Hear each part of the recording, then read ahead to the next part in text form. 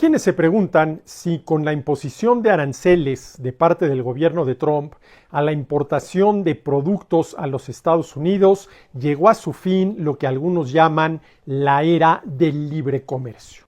Bueno, lo primero que hay que tener en cuenta es que libre comercio, verdadero libre comercio, no hemos tenido. Desde la fundación del GATT, el Acuerdo General sobre Tarifa y Aranceles, y luego su conversión en la Organización Mundial del Comercio, y luego tratados de libre comercio, como en su momento fue el TLC de México, Estados Unidos y Canadá, que luego se convirtió en el TEMEC que está vigente. Pese a todas esas organizaciones y acuerdos, verdadero libre comercio nunca hemos tenido. A ver.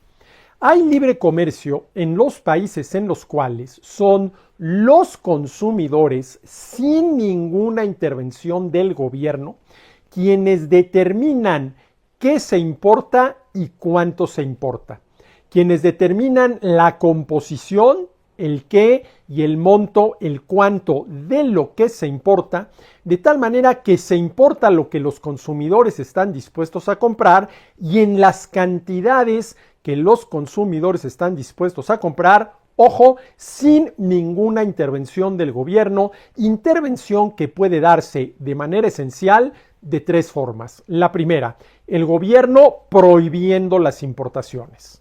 La segunda, el gobierno gravando las importaciones con aranceles, lo cual puede dar como resultado un aumento en el precio del producto importado, lo cual le resta competitividad a favor de los productores nacionales.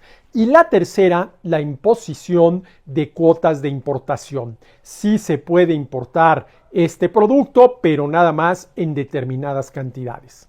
Entonces, hay que tener muy claro que hay libre comercio, verdadero libre comercio, en los países en los cuales son los consumidores, sin ninguna intervención del gobierno, sin que el gobierno prohíba importar algo, sin que el gobierno permita importar algo pero gravándolo con un arancel, o con el gobierno permitiendo importar algo pero nada más en determinada cantidad.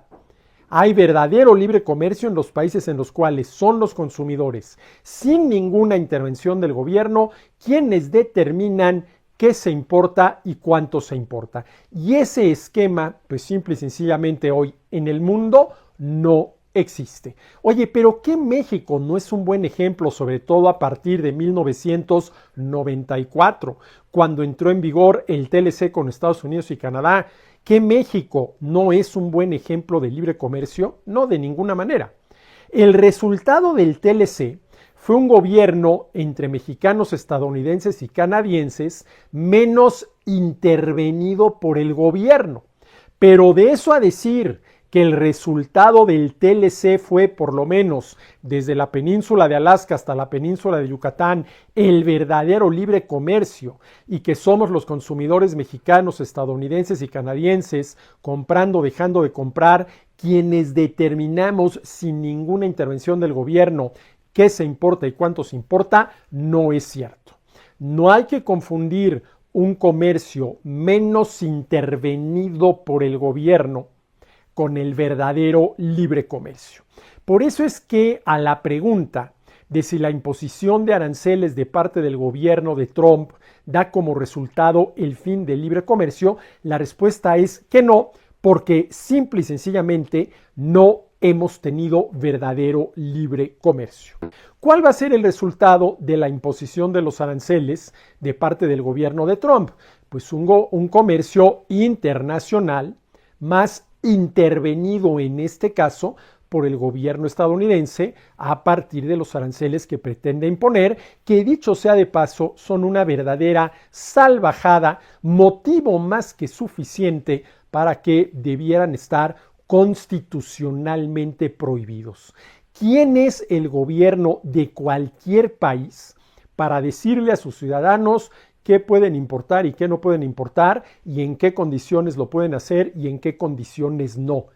Eso es una violación al derecho a la libertad individual y al derecho a la propiedad privada. Además de que el efecto de los aranceles es contraer el comercio internacional, que no es más que el comercio entre personas de distinta nacionalidad. Mucho faltaba antes de que llegara Trump con su imposición de aranceles para que tuviéramos en el mundo verdadero libre comercio. Y ahora, con la imposición de aranceles de parte del gobierno de Trump, pues más lejos vamos a estar del verdadero libre comercio, porque esos aranceles implican una intervención injusta e ineficaz del gobierno de los Estados Unidos en el comercio internacional.